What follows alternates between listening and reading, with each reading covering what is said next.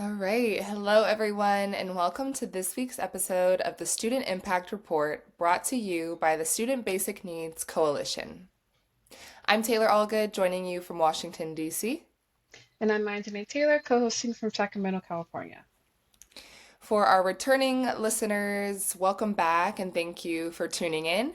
For our new listeners this week, the Student Impact Report is a podcast where student leadership meets real world impact.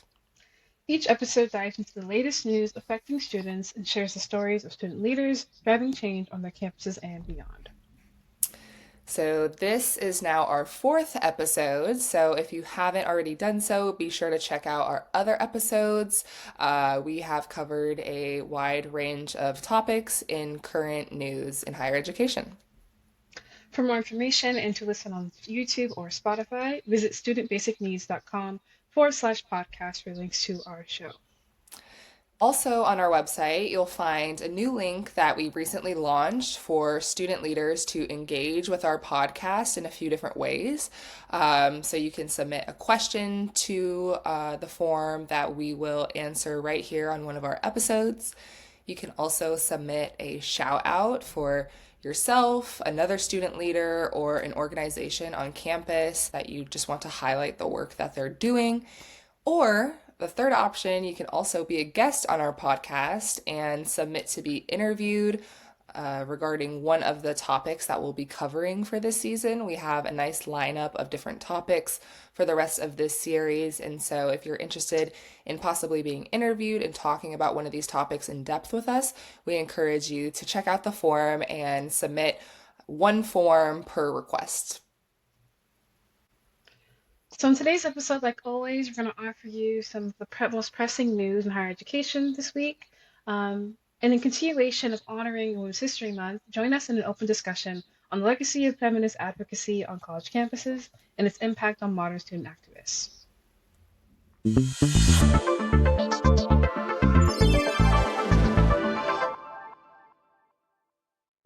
So, Columbia University's investigation of pro-Palestinian students continues as administrative pressure intensifies.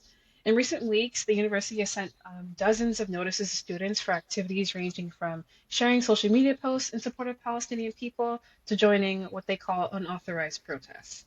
One of those students is Columbia University senior Miriam Alwyn. She received an email about her writing an op-ed in the student newspaper calling for divestment from Israel. Uh, when it comes to the administrative pressure, on Monday, agencies announced that they will consider cutting 51 million in contracts to the school, along with billions more in additional grants. Um, they cited this decision to the ongoing inaction in the face of relentless harassment of Jewish students on the behalf of Columbia University. House Republicans have also launched their own review of Columbia's disciplinary actions um, and their own investigative process of Columbia's investigative process. Their most recent letter gave administrators until February 27th to turn over student disciplinary records for nearly a dozen campus incidents. One of those incidents they cited was a Hin's House art exhibition that happened in November. Um, they cited in the letter that the exhibition promoted terrorism and allegedly instructed attendees on how to violate Columbia rules.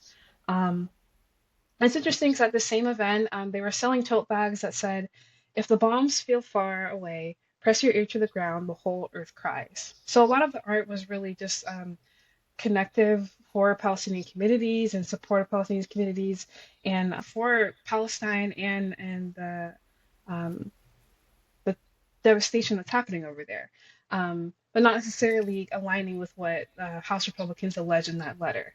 But what's really interesting, or one of the other interesting parts of that, is that a lot of this investigative work on Columbia has been done kind of in secret for the past year because they've been having students sign um, NDAs, so they can't really speak out about this investigation. But this started all just last summer.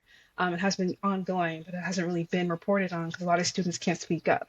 Um, One student tried to deny the NDA, and Columbia tried to block his graduation and withhold his transcript.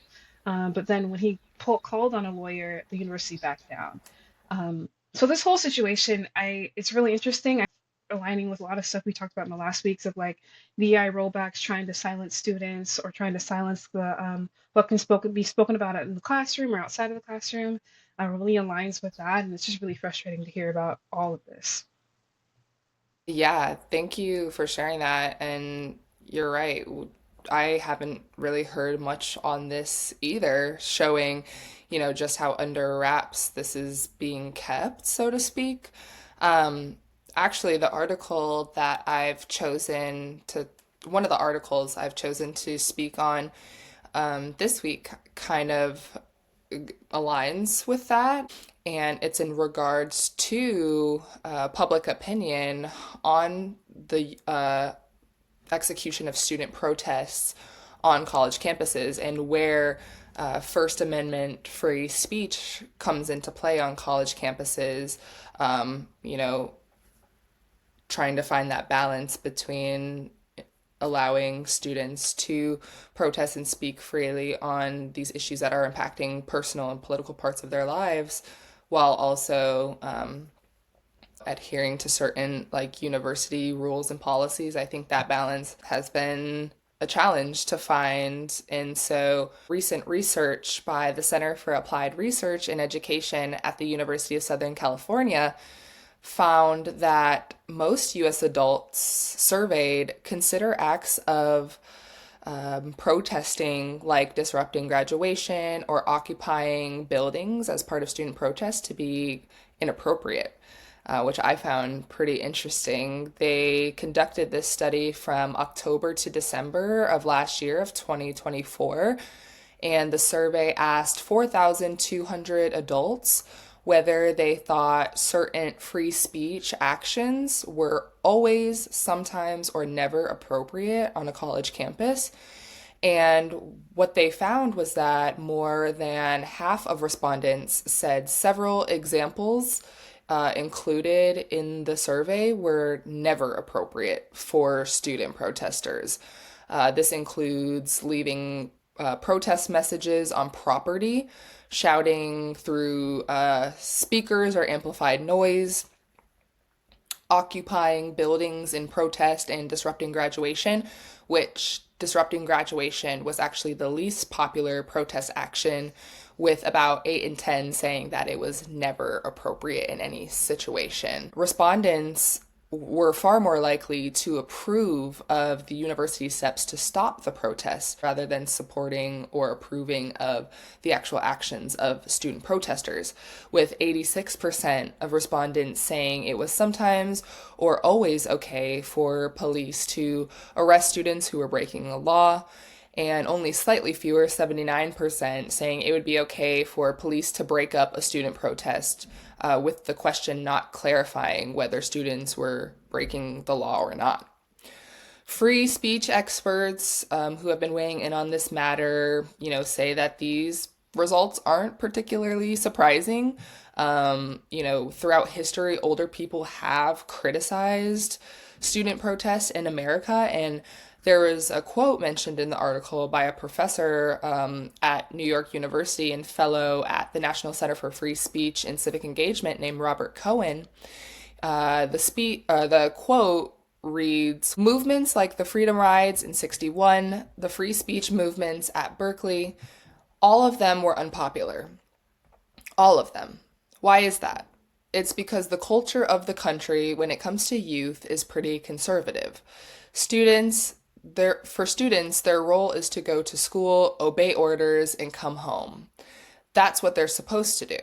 Students who are protesting are breaking away from that role that they're supposed to play," end quote.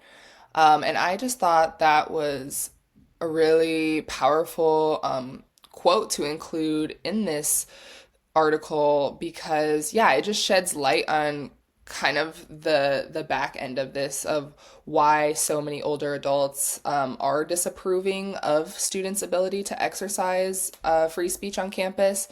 And I think with that conversation, there's definitely an important distinction to be made about disruptive protests versus destructive protests. And I think that's what was also kind of mentioned in the article as well, that, for some of the respondents who said that some of these protest actions were never okay, such as, leaving protest messages on property. Well, that can include chalking, like literally students just writing with chalk that washes away with rain. And that can also include defacing private property. Those two things are starkly different, but, respondents, we're essentially grouping those two actions together and saying, none of these actions are ever okay. And so, yeah, I just think that is an important distinction to make because, the nature of a protest is to be disruptive. And so I think, some of these survey respondents calling these actions inappropriate, it's kind of like, you know, that's the point. Yeah, I really like that part of the quote that talked about how like older generations or just like anyone who's just like not, I guess, like I guess older than Gen Z, whatever, or just like against student protesting, that like they believe that students should just like go to your lecture and you do your assignment and then you go home, or maybe you're in a club, but like that club that's not a political club, it's more of like a hobby club, and like I think that's really interesting. I think even like the act of like raising concerns, or like if something your university is doing is not aligning with you, or like if there's like a misuse of funds, or if like your food pantry is being taken away, whatever it is, like the fact that you can't speak up about that and do something about that is really interesting, because it's like, well, you just want students to kind of suffer and kind of just be stuck with the way things are instead of just trying to change things, because when they graduate college they should be able to keep doing that and keep fighting against these systems that aren't working. And a lot of systems in higher education aren't working and they're not perfect. And students should be able to call that out. Um, so yeah, I think I just really liked that quote when you were reading it. Yeah. Kind of to switch gears, a content warning for this next story. I'll be talking about policy regarding school shootings, school safety, for anyone listening. So, reported on March 4th from the Associated Press, in response to the devastating shooting at Appalachia High School in September 2024, the Georgia House of Representatives have passed House Bill 268, aiming to bolster school safety statewide. The bill proposes the creation of a comprehensive student database encompassing disciplinary records, mental health information, and law enforcement interactions to facilitate early intervention.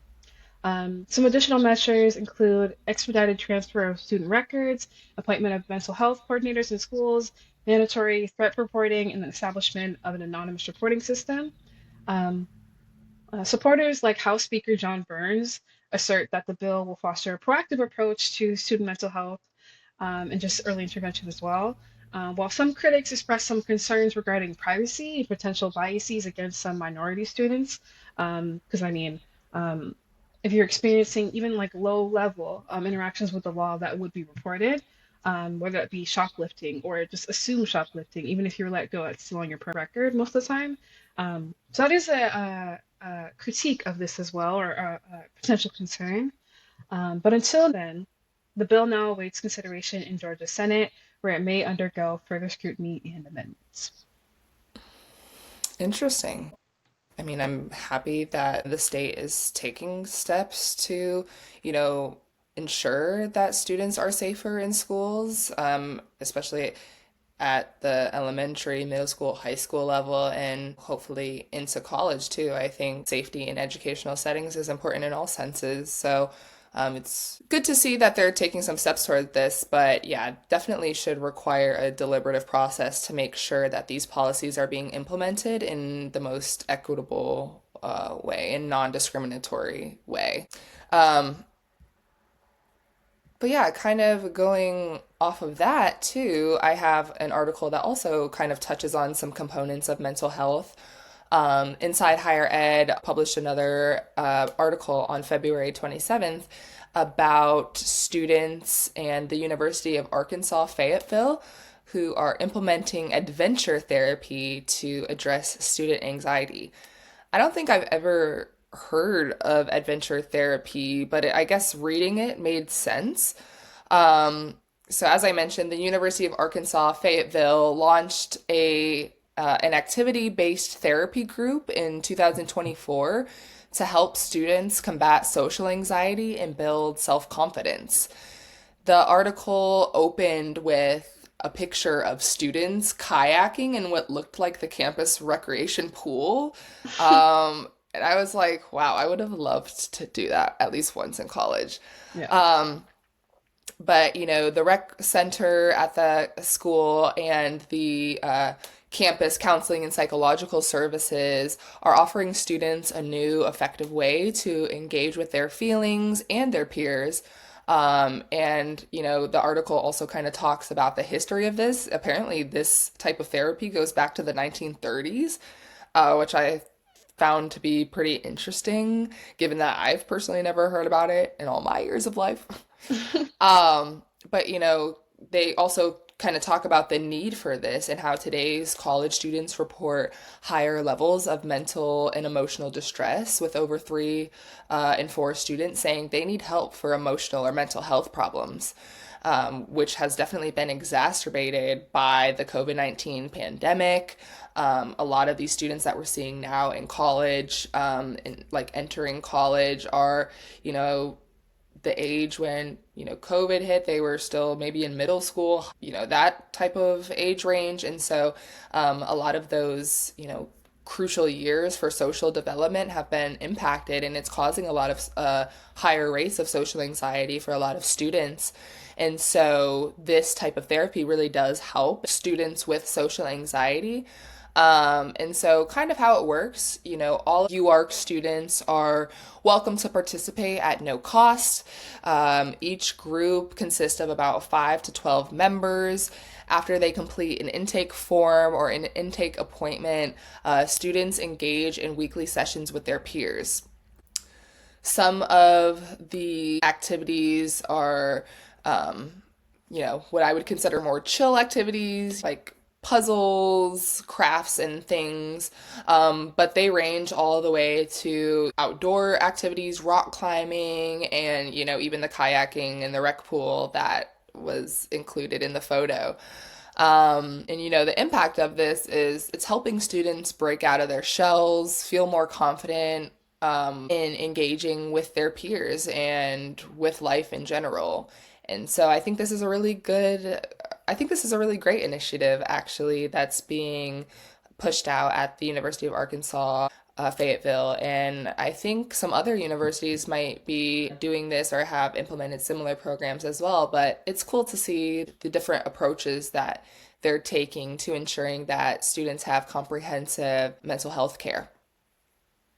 I like how like creative that is of just like going outside, going to the recreational pool and like finding different ways to engage with students and help with their mental health and just relaxation. Because I definitely for me making time for myself is like a big ask, honestly. Because like may have maybe 30 minutes or an hour that I want to have for myself, if even. So offering that up so that students don't really have to like create their own solution, but just like look to the stuff the university offers is really cool to see. Yeah, and just the types of activities that they're doing too, like kayaking in a pool. I don't know. Like, it just seems like cool, unique ways to overcome that fear of bonding with others. And, it allows them to focus less on opening up about personal experiences like in a more traditional group therapy setting, and allows, students to, bond over the challenges of whatever that activity of the week may be. So I agree. I think it's a really cool approach. So for our last article for this week, this was reported by the Houston Chronicle on February 28th. Um, so Texas A&M has recently voted to prohibit drag performances across its 11 campuses, citing concerns that such events may conflict with the university's mission and values. Um, in response to that, the Queer Empowerment Council, or QEC, the LGBTQ plus student organization at Texas A&M University, has filed a federal lawsuit challenging the university system's recent prohibition of drag shows on campus. The QEC, represented by the Foundation of Individual Rights and Expression, or FIRE, argues that the ban violates First Amendment rights by censoring specific forms of expression based on perceived ideology. One of the biggest events that would be affected by this prohibition from the Texas A&M University System Board of Regents is Draggyland, which is an annual student organized drag show at the College Station campus, which has been a significant cultural event for LGBTQ plus students and the community. Um, so this is really interesting to see this, but I'm really interested to kind of stay informed or stay kind of updated about the story and how this lawsuit turns out. There have been somewhat similar lawsuits that have gone all the way up to the Supreme Court that have been denied and just sent back down. So I hopefully want to see the QEC get some success with this lawsuit or any type of deal with the university. But yeah. Yeah, the fight definitely continues. So we'll for sure keep an eye on that and more developments to come. So, as universities continue to grapple with challenges to free expression, I think another crucial conversation emerges on the topic of this episode and in light of the conversation that we'll be diving into, in regards to how feminist leadership and advocacy will continue to shape the future of higher education.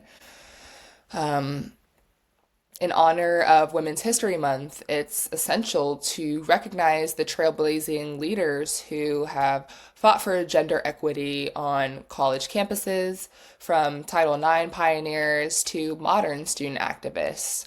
Um, Today, feminist organizations continue to push for policies that ensure safety, representation, and equal opportunity in academia, for women and gender variant folks. And so I think the question today stands: how are student leaders and faculty advocates carrying this legacy of feminist advocacy forward?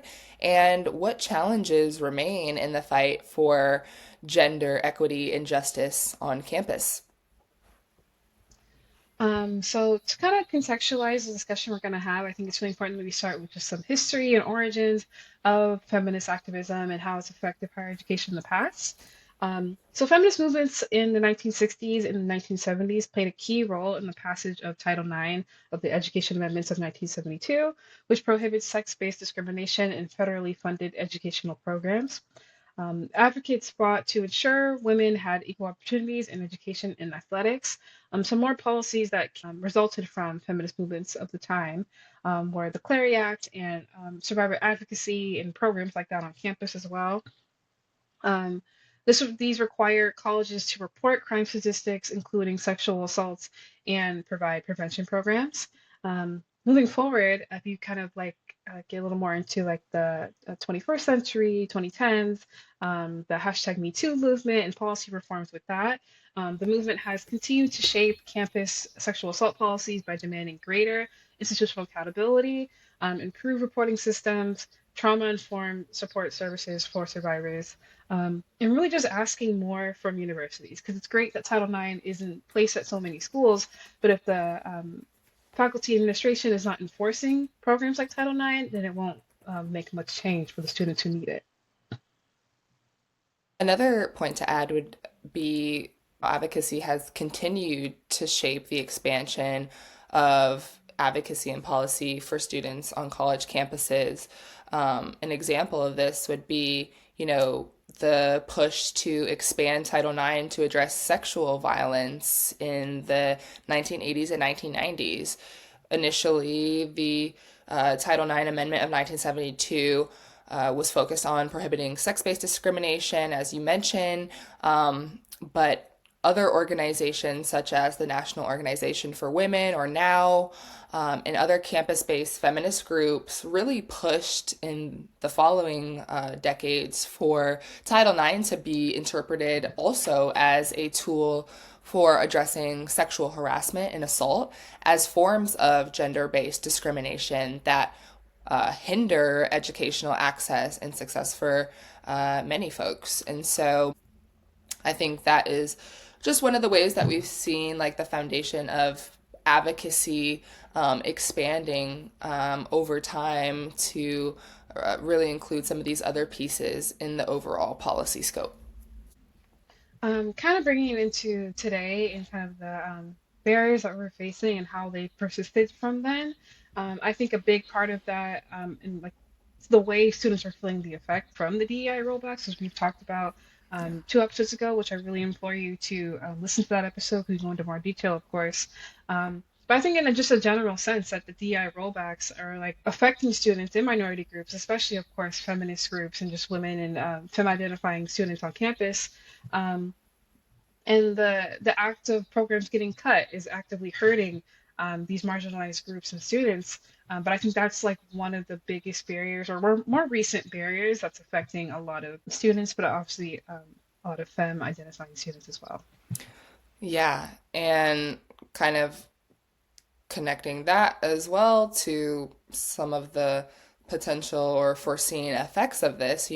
Student advocates have fought for so long and have fought so hard to achieve gender equity in all spaces, but for this context, higher education. And I'm just thinking about how these rollbacks will set back progress for, the pay gap, the lack of mentorship that women and other gender variant folks may have in higher education settings, as well as, continued biases in faculty hiring. We know that women faculty, especially women of color, have historically and are still often paid less than their male counterparts, even when accounting for rank and experience. And this severely limits their long term financial security and career mobility in terms of, mentorship, um, you know, having all of these restrictions on DEI and the ability to celebrate diverse perspectives and identities will also severely limit the ability for these students to have strong mentorship in their life that help them through some of these everyday challenges that they may experience, whether that be in academia or in their personal lives. And then, faculty hiring as well. I think that could be another area that we see impacted.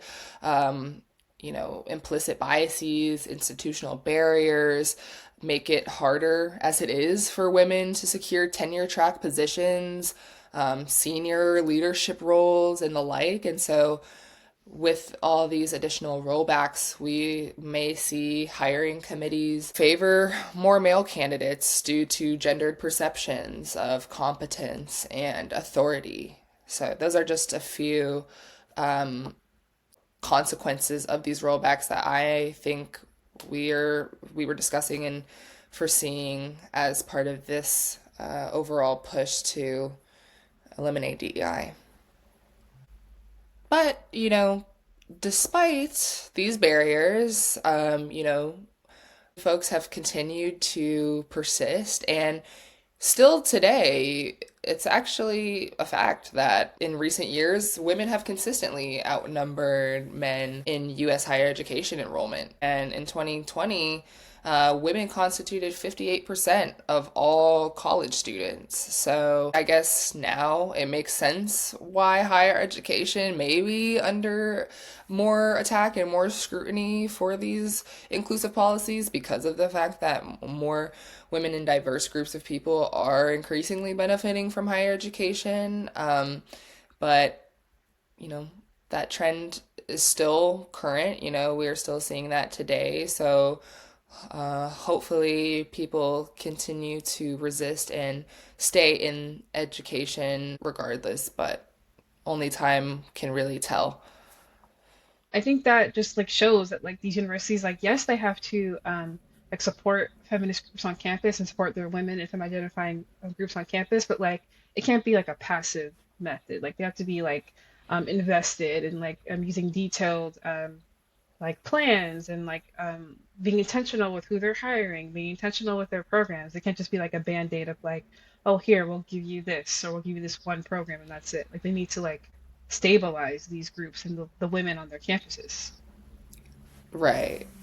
And, I think because of this recent trend too that we've seen, it has up until now and we'll continue to see developments in it. Like it has really impacted the way that student leaders, faculty, staff, etc., have been able to mobilize around feminist and intersectional advocacy on college campuses. And so I wanted to take a little bit of time also to talk with you about maybe why it's important for feminist leadership to be intersectional and maybe what intersectionality means for those who may not be familiar.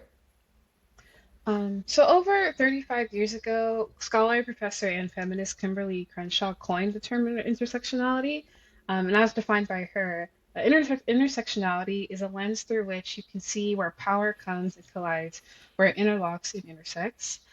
She goes on to say a key aspect of intersectionality lies in its recognition that multiple oppressions are not each suffered separately, but rather as a single experience. But in regards to why it's important for feminist leadership and just leadership kind of in general to be intersectional, it's just like a general understanding of how representation matters and like reflecting your students and reflecting their interests is important. And it's not just that like I want a professor or I want a chancellor who looks like me, but also be invested in the things that benefit me in my community and other marginalized groups on my campus. Like they have to be actively working towards that.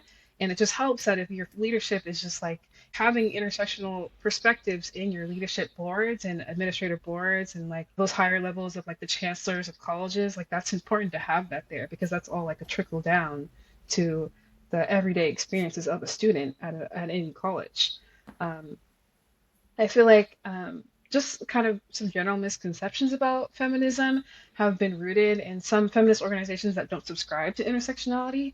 Just kind of like every movement, there's many groups within those movements, and they all kind of have their own perspectives that kind of splinter from each other. So I think that kind of comes with some misconceptions about what feminism is. Um, yeah, just like going back to like a general sense of like how representation can benefit just a general experience for students. So, connecting this back to student leadership, I know this podcast obviously is to highlight the work being done by students and student leaders around the country, but we know that this work can't be done alone in many cases. It's often members of university leadership or faculty or staff members, trusted people within these areas who really help guide students through their educational experience, not only as students, but as citizens of our country and how to be civically engaged and use their voice effectively. And so, let's talk a little bit about that. What do you think the role of faculty and administrators are in either fostering or suppressing this type of feminist leadership? Well, I feel like faculty can make the choice kind of in the direction that they want to impact feminist leadership on campus, and they could make the decision to suppress feminist leadership on campus and actively work against those efforts from students. That's just kind of doing things by like upholding traditional power structures, dismissing any gender equity concerns, or failing to address any discrimination or harm towards marginalized groups on campus. Um, what are just some everyday ways, honestly, that can kind of be enforced that faculty can choose to reinforce and in turn suppress feminist student leaders? Um, but I think, yeah, it's a choice they have to make, but I think that's just one of the ways that it could go for the faculty.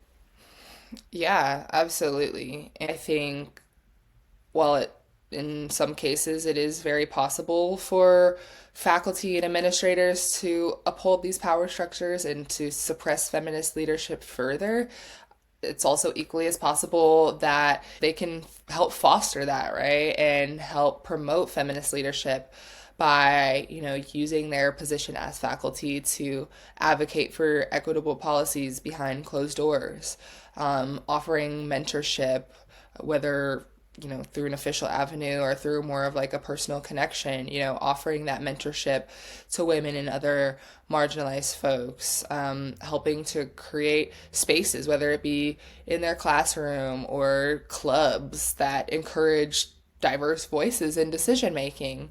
Um, these are just some ways. I'm thinking of some other ways too, supporting hiring and promotion and helping to create curriculum design that dismantles some of these barriers. I think these are all ways that faculty can be equally as involved in promoting this type of leadership and the role that they can play in encouraging student involvement around these topics and encouraging leadership in these areas too.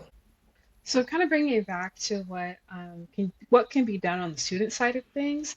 I really want us to kind of talk about ways to educate yourself and get involved as a student. Um, so, what are some ways students can organize effectively and address issues like reproductive rights, feminist efforts on campus, sexual violence, and inclusive curriculum at their universities? We've closed on this, I think, in the previous episode too, on like ways that students can continue to like be involved. I think, for the time being, we mentioned that, these things, these ways to be involved might be under attack policy wise, but, organizing around these topics will continue to persist in different shapes and forms. And so, that can still and still does look like attending events hosted by, different feminist organizations, gender study departments, engaging in activism on your campus, both through, the Know Your Title IX rights, know your rights for immigrant and undocumented folks, or just other campus led initiatives. And I think it can also include just being curious, doing some research on how your college addresses these issues, or,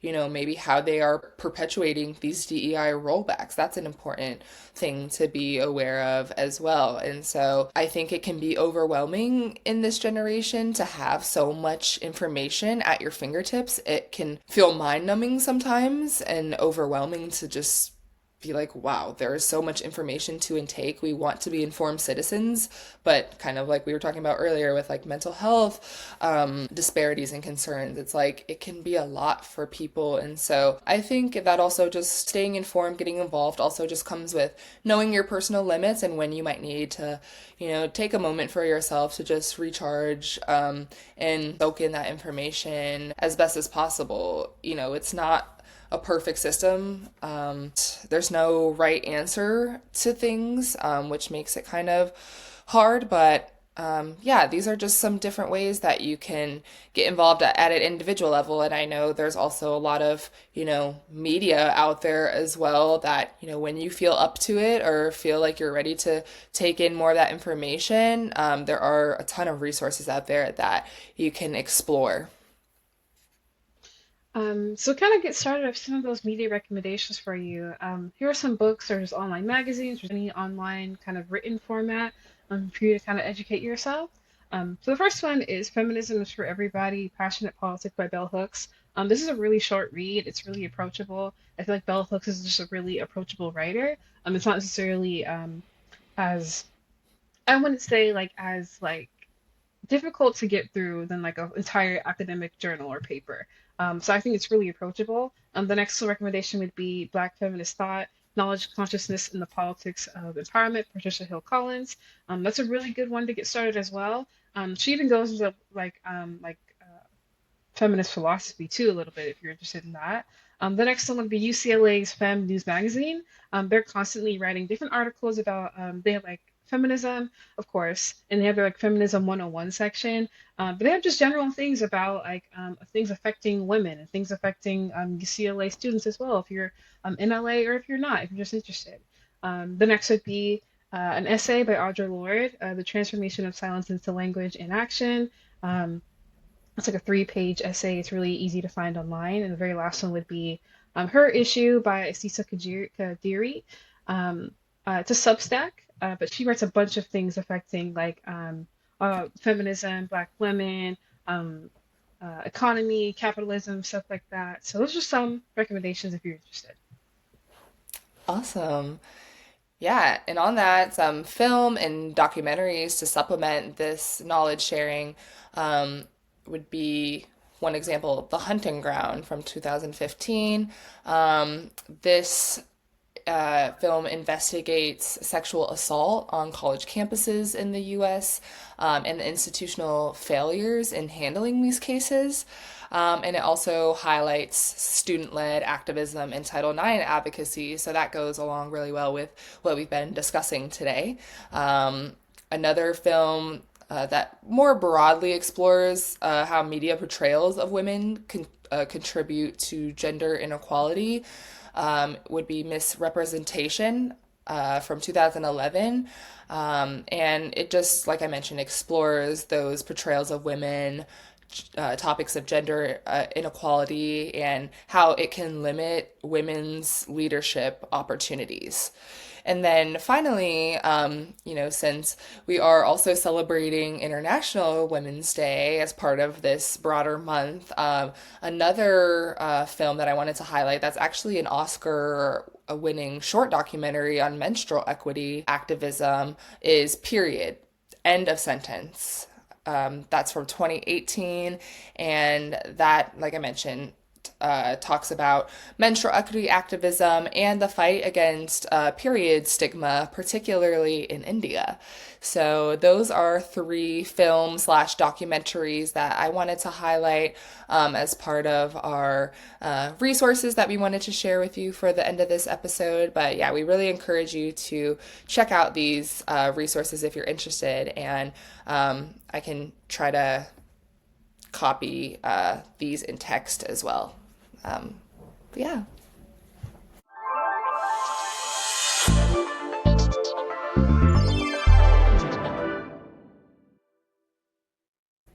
So that wraps up this week's episode of the Student Impact Report.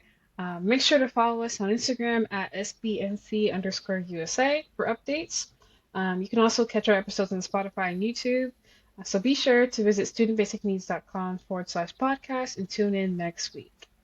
So again, my name is Maya. And I'm Taylor. Thanks for listening, and we'll see you next time on the Student Impact Report.